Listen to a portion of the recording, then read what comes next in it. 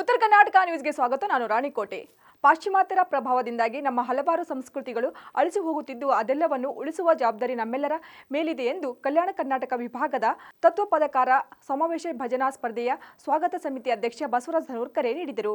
ಇಂದು ಬೀದರ್ ನಗರದ ಜಿಲ್ಲಾ ಪತ್ರಿಕಾ ಭವನದಲ್ಲಿ ಪತ್ರಿಕಾಗೋಷ್ಠಿ ನಡೆಸಿ ಮಾತನಾಡಿದ ಅವರು, ಕಲ್ಯಾಣ ಕರ್ನಾಟಕ ಕಲಾವಿದರ ಒಕ್ಕೂಟದ ಕೇಂದ್ರ ಸಮಿತಿಯ 2ನೇ ವರ್ಷದ ವಾರ್ಷಿಕೋತ್ಸವ ಅಂಗವಾಗಿ ಕಲ್ಯಾಣ ಕರ್ನಾಟಕ ವಿಭಾಗದ ಮಟ್ಟದ ತತ್ವಪದಕಾರರ ಸಮಾವೇಶ ಹಾಗೂ ಭಜನಾ ಸ್ಪರ್ಧೆ ಮತ್ತು ರಾಜ್ಯೋತ್ಸವ ಪುರಸ್ಕರ್ತರಿಗೆ ಅಭಿನಂದನಾ ಸಮಾರಂಭವನ್ನು ಹಮ್ಮಿಕೊಳ್ಳಲಾಗಿದೆ. ಈ ಹಿಂದೆ ತತ್ವಪದಗಳ ಮೇಲೆ ಭಜನಾ ಸ್ಪರ್ಧೆಗಳು, ಆದರೆ ಕಲ್ಯಾಣ ಕರ್ನಾಟಕ ಕಲಾವಿದರ ಒಕ್ಕೂಟದ ವತಿಯಿಂದ ಪ್ರಥಮ ಬಾರಿಗೆ ಇಂಥ ಐತಿಹಾಸಿಕ ಕಾರ್ಯಕ್ರಮವನ್ನು ನಮ್ಮ ಬೀದರ್ ಜಿಲ್ಲೆಯಲ್ಲಿ ಹಮ್ಮಿಕೊಳ್ಳಲಾಗಿದೆ. ತತ್ವಪದಗಳಿಗೆ ಒಟ್ಟು 5 ವಿಷಯಗಳನ್ನು ನೀಡಲಾಗಿದೆ. ಅದು ಶರಣರ ವಚನಗಳು, ಕಡಕೋಳ ಮಡಿವಾಳಪ್ಪ, ಸಂತ ಶಿಶುನಾಳ ಶರೀಫ, ಕನಕದಾಸರು ಮತ್ತು ಪುರಂದಾಸರು ಸಾಹಿತ್ಯ ವಚನ ಮಾತ್ರ ಹಾಡತಕ್ಕದ್ದು ಎಂದು ಹೇಳಿದರು. ಕಲ್ಯಾಣ ಕರ್ನಾಟಕ ಕಲಾವಿದರ ಒಕ್ಕೂಟದ ಸಂಸ್ಥಾಪಕ ಅಧ್ಯಕ್ಷ ವಿಜಯಕುಮಾರ್ ಸೋನಾರೆ ಮಾತನಾಡಿ, ಜನವರಿ 11, 12 ತಾರೀಕಿನಂದು ಬೀದರ್ ನಗರದ ಡಾಕ್ಟರ್ ಚನ್ನಬಸವ ಪಟ್ಟದೇವರ ರಂಗಮಂದಿರದಲ್ಲಿ ತತ್ವಪದಗಳ ಮೇಲೆ ಭಜನಾ ಸ್ಪರ್ಧೆಯನ್ನು ಮತ್ತು ರಾಜ್ಯೋತ್ಸವ ಪುರಸ್ಕರ್ತರಿಗೆ ಅಭಿನಂದನಾ ಸಮಾರಂಭವನ್ನು ಹಮ್ಮಿಕೊಳ್ಳಲಾಗಿದೆ. ಕಾರ್ಯಕ್ರಮಕ್ಕೆ ರಾಜ್ಯದ ನಾನಾ ಭಾಗದಿಂದ ಕಲಾವಿದರು ಭಾಗಿಯಾಗಲಿದ್ದಾರೆ. ಕಾರ್ಯಕ್ರಮದಲ್ಲಿ ರಾಜ್ಯೋತ್ಸವ ಪ್ರಶಸ್ತಿ ಪುರಸ್ಕರ್ತರಿಗೆ ಅಭಿನಂದನಾ ಸಮಾರಂಭವನ್ನು ಹಮ್ಮಿಕೊಳ್ಳಲಾಗಿದೆ ಎಂದರು. ಕಲ್ಯಾಣ ಕರ್ನಾಟಕ ಕಲಾವಿದರ ಒಕ್ಕೂಟದ ಸಂಸ್ಥಾಪಕ ಕಾರ್ಯದರ್ಶಿ ಪ್ರಕಾಶ್ ಅಂಗಡಿ ಕನ್ನಳ್ಳಿ ಮಾತನಾಡಿ, ಕಾರ್ಯಕ್ರಮದಲ್ಲಿ ಕಲ್ಯಾಣ ಕರ್ನಾಟಕ 7 ಜಿಲ್ಲೆಯ 7 ಕಲಾವಿದರಿಗೆ ಕಲಾರತ್ನ ಪ್ರಶಸ್ತಿಯನ್ನು ನೀಡಲಾಗುವುದು. ಕಾರ್ಯಕ್ರಮದಲ್ಲಿ ಕಲಾವಿದರ ವಿಡಿಯೋ ರೆಕಾರ್ಡ್ ಮಾಡಿ ಸಾಮಾಜಿಕ ಜಾಲತಾಣದಲ್ಲಿ ಪ್ರಚಾರ ನೀಡುವ ಮೂಲಕ ಅವರಿಗೆ ಹೆಚ್ಚಿನ ಅವಕಾಶ ಕಲ್ಪಿಸಿಕೊಡಲಾಗುವುದು ಎಂದರು. ಸಂತೋಷ ತಂದಿದೆ. ಮೊದಲದಕ್ಕೆ ನಾನು ವಿಜಯಕುಮಾರ್ ಸೋನಾರೆ ಅವರಿಗೆ ಅಭಿನಂದನೆಗಳನ್ನು ಸಲ್ಲಿಸ್ತೇನೆ. ಅದರ ಜೊತೆಗೆ ಇವತ್ತು ಕಲ್ಯಾಣ ಕರ್ನಾಟಕ ಕಲಾವಿದರ ಒಕ್ಕೂಟ ಬರುವಂತಹ ಜನವರಿ 11, 12 2 ದಿನಗಳ ಕಾಲ ಬೀದರ್ನ ಚನ್ನಬಸವ ಪಟ್ಟದೇವರ ರಂಗಮಂದಿರದಲ್ಲಿ ಈ ಒಂದು ಕಲ್ಯಾಣ ಕರ್ನಾಟಕ ವಿಭಾಗ ಮಟ್ಟದ ತತ್ವ ಪದಕಾರರ ಸಮಾವೇಶ ಹಾಗೂ ಭಜನಾ ಸ್ಪರ್ಧೆ ಕಾರ್ಯಕ್ರಮವನ್ನು ಹಮ್ಮಿಕೊಂಡಿದೆ. ಅದರ ಜೊತೆಗೇ ರಾಜ್ಯೋತ್ಸವ ಪ್ರಶಸ್ತಿ ಪುರಸ್ಕರ್ತರಿಗೆ ಅಭಿನಂದನೆಯನ್ನು ಕೂಡ ಮಾಡಲಾಗ್ತಾ ಇದೆ. ಇವತ್ತು ಈ ಒಂದು ಸಮಾವೇಶದ ಮುಖ್ಯ ಉದ್ದೇಶ ಏನಂದ್ರೆ, ಬಹಳ ದೊಡ್ಡ ಇತಿಹಾಸ ಇರತಕ್ಕಂತಹ ಸಂದರ್ಭದಲ್ಲಿ ಇವತ್ತಿನ ಈ ಒಂದು ಪಾಶ್ಚಿಮಾತ್ಯ ಒಂದು ಪ್ರಭಾವದಲ್ಲಿ ಅನೇಕ ನಮ್ಮ ಸಂಗತಿಗಳು ಅಳಿದು ಹೋಗ್ತಾ ಇವೆ, ನಶಿಸಿ ಹೋಗ್ತಾ ಇವೆ. ಅವುಗಳನ್ನು ಉಳಿಸಿ ಬೆಳೆಸುವಂತಹ ಕಾರ್ಯ ಇವತ್ತು ಮಾಡಬೇಕಾಗಿದೆ. ಅದರಲ್ಲಿನೇ ನಮ್ಮ ತತ್ವ ಪದಕಾರರ ಒಂದು ಏನು ಭಜನಾ ಸ್ಪರ್ಧೆ, ಅದನ್ನು ಹಾಡೋರು ಹಿಂದೆ ನಾವು ಚಿಕ್ಕವರಿದ್ದಾಗ ನೋಡ್ತಿದ್ದೆವು, ಹಳ್ಳಿಗೆಲ್ಲ ಬರ್ತಿದ್ರು, ಹಾಡ್ತಿದ್ರು. ಆದರೆ ಈಗ ಅದು ಹಳ್ಳಿಗಳಲ್ಲಿ ಕೂಡ ಭಾಳ ತೀರನೇ ಕಮ್ಮಿ ಆಗಿದೆ. ಎಲ್ಲೋ ಒಬ್ಬರು ಇಬ್ಬರು ಈಗಂಥವ್ರು ವೇದಿಕೆಗಳಲ್ಲಿ ಮಾತ್ರ ಹಾಡ್ತಾ ಇದ್ದಾರೆ. ಹಿಂದೆ ಅದು ಒಂದು ರುಟೀನ್ ಆಗಿತ್ತು. ಆದರೆ ಅಂಥ ಎಲ್ಲ ಸಂಸ್ಕೃತಿ, ಪರಂಪರೆ, ಕಲಾವಿದರು, ಕಲೆ ಇವತ್ತಿನ ಈ ಒಂದು ಹಾವಳಿಯಲ್ಲಿ ಮರೆಯಾಗ್ತಾ ಇವೆ. ಹೀಗಾಗಿ ಅದನ್ನು ಉಳಿಸಿ ಬೆಳೆಸುವಂತಹ ಜವಾಬ್ದಾರಿ ನಮ್ಮೆಲ್ಲರದು ಇದೆ. ಕಲ್ಯಾಣ ಕರ್ನಾಟಕ ಕಲಾವಿದರ ಒಕ್ಕೂಟ ಇದರ ಒಂದು ಬಹಳ ದೊಡ್ಡ ಜವಾಬ್ದಾರಿ ಹೆಜ್ಜೆಯನ್ನು ಇಟ್ಟಿದೆ. ಅದಕ್ಕೆ ಅವರು ಈ ಒಂದು ಸಮಾವೇಶ ಮತ್ತು ಒಂದು ಏನು ಸ್ಪರ್ಧೆ ಹಮ್ಮಿಕೊಳ್ತಾ ಇದ್ದಾರೆ, ನನ್ನನ್ನು ಸ್ವಾಗತ ಸಮಿತಿ ಅಧ್ಯಕ್ಷರಾಗಿ ಅವರು ನೇಮಿಸಿದ್ದಾರೆ. ಅದಕ್ಕೆ ನಾನು ಅವರಿಗೆ ತುಂಬ ಋಣಿಯಾಗಿದ್ದೇನೆ.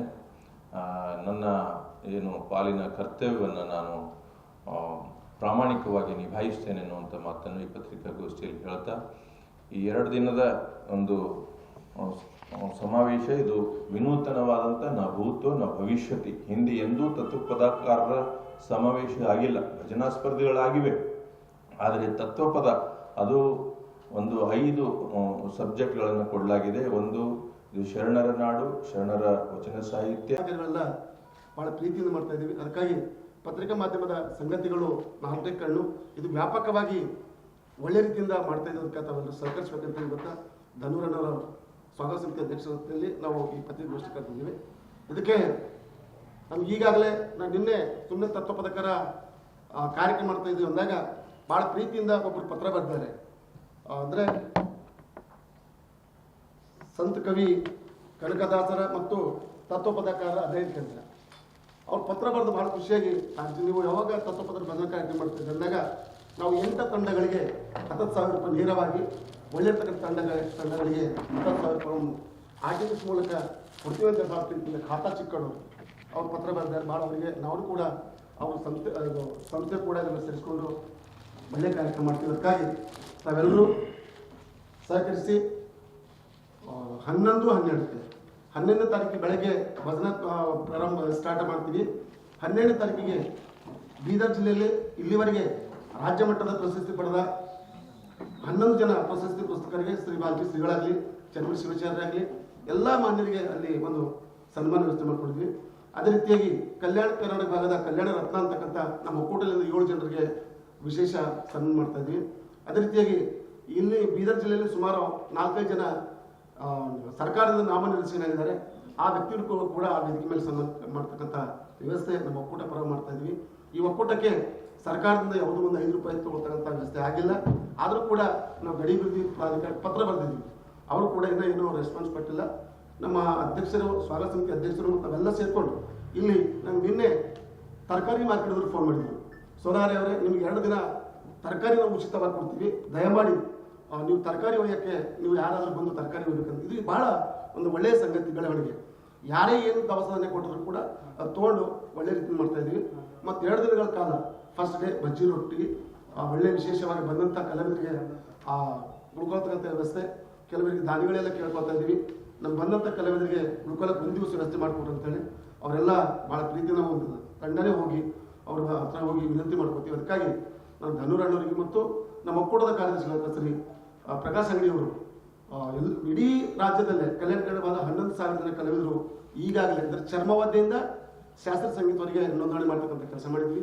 ಅವತ್ತು ದಿನ ಎಲ್ಲ ರೀತಿಯಿಂದ ಕಲಾವಿದರು ಬಂದು ಈ ಕಾರ್ಯಕ್ರಮ ಯಶಸ್ವಿ ಮಾಡ್ತಕ್ಕಂಥ ಕೆಲಸ ಮಾಡ್ತಾ ಇದ್ದೀವಿ. ಅದಕ್ಕಾಗಿ ತಾವೆಲ್ಲರೂ ಪ್ರೀತಿಯಿಂದ ಸಹಕರಿಸಬೇಕು. ಇದು ಒಂದು ತತ್ವಪದಕಾರರ ಭಜನಾ ಸ್ಪರ್ಧೆ ಒಂದು ವಿಶೇಷ ರೀತಿಯಿಂದ ಮಾಡ್ತಾ ಇದ್ದಕ್ಕಾಗಿ ನಮ್ಮ ಒಕ್ಕೂಟದ ಸ್ವಾಗತ ಸಮಿತಿ ಅಧ್ಯಕ್ಷರಾದ ಅಣ್ಣ ಧನುರಣ್ಣರು ಕೂಡ ಪತ್ರಿಕಾಗೋಷ್ಠಿ ನಡೆಸಬೇಕು ಅಂತ ಹೇಳಿ ಕೇಳ್ಕೊಳ್ತಾ ಇದ್ದೀನಿ. ಸಂಪನ್ಮೂಲ ವ್ಯಕ್ತಿಗಳನ್ನು ಜಡ್ಜಸ್ ಮಾಡಿ ಆ ಸ್ಪರ್ಧೆ ಪ್ರಾರಂಭ ಮಾಡ್ತೀವಿ. ಅದಾದಮೇಲೆ ಇಡೀ ದಿನ ರಾತ್ರಿವರೆಗೂ ಆ ಸ್ಪರ್ಧೆ ನಡೀತದೆ. ಮಾರನೇ ದಿನ ಸಮಾರೋಪ ಕಾರ್ಯಕ್ರಮ ನಡೀತದೆ. ಆ ಕಾರ್ಯಕ್ರಮದಲ್ಲಿ ಬೀದರ್ ಜಿಲ್ಲೆಯ ರಾಜ್ಯೋತ್ಸವ ಪುರಸ್ಕೃತರಿಗೆ ಅಭಿನಂದನಾ ಸಮಾರಂಭ ಮತ್ತು ಕಳೆದ ವರ್ಷ ನಾವೇನು ಕಲ್ಯಾಣ ಕರ್ನಾಟಕದ 7 ಜಿಲ್ಲೆಯ ಪ್ರತಿ ಜಿಲ್ಲೆಗೂ ಒಬ್ಬ ಕಲಾವಿದರಂತೆ 7 ಜಿಲ್ಲೆಯ 7 ಜನ ಕಲಾವಿದರಿಗೆ ಕಲ್ಯಾಣ ಕರ್ನಾಟಕ ಕಲಾರತ್ನ ಅಂತೇಳಿ ಪ್ರತಿ ವರ್ಷ ಪ್ರಶಸ್ತಿ ಕೊಡ್ತಾನೆ ಬಂದ್ವಿ. ಇದು 2ನೇ ವರ್ಷವೂ ಕೂಡ ಬೀದರು, ಕಲಬುರಗಿ, ಯಾದಗಿರಿ, ರಾಯಚೂರು, ಕೊಪ್ಪಳ, ಬಳ್ಳಾರಿ, ವಿಜಯನಗರ 7 ಜಿಲ್ಲೆಯ ಒಬ್ಬೊಬ್ಬ ಕಲಾವಿದರಿಗೆ ಆ ಪ್ರಶಸ್ತಿಯನ್ನು ಕೊಡುವಂಥ ಒಂದು ಕೆಲಸ ಕೂಡ ಅಲ್ಲಿ ಹಮ್ಮಿಕೊಂಡಿದ್ದೇವೆ.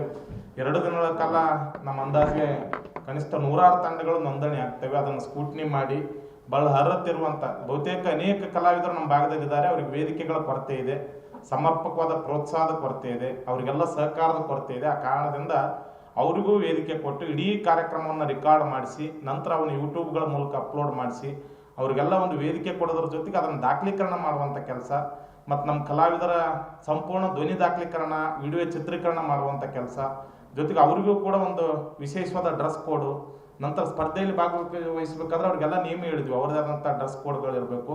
ಪಾಶ್ಚಿಮಾತ್ಯದ ಯಾವ ವಾದ್ಯಗಳನ್ನು ಬಳಸುವಂತಿಲ್ಲ, ಚರ್ಮ ವಾದ್ಯಗಳು ಮತ್ತು ಅದಕ್ಕೆ ಪೂರಕವಾದ ವಾದ್ಯಗಳನ್ನೇ ಅವ್ರು ಬಳಸ್ಕೊಳ್ಬೇಕು. ಅವ್ರಿಗೊಂದು ಸಮಯದ ಮಿತಿಯನ್ನು ಇಟ್ಟಿದ್ದೀವಿ.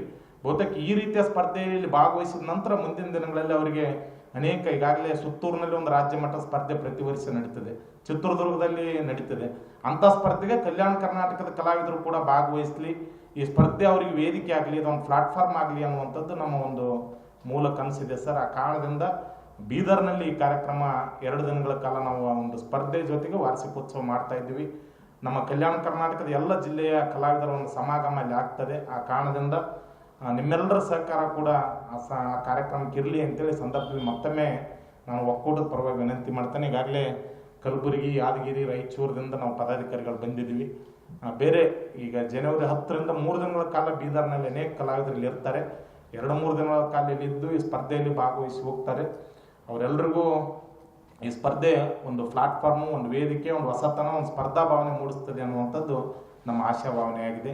ಈ ಪತ್ರಿಕಾ ಮಾಧ್ಯಮದ ಪಾಲ್ಗೊಂಡ ಎಲ್ರಿಗೂ ಮತ್ತೊಮ್ಮೆ ನಾನು ಒಕ್ಕೂಟ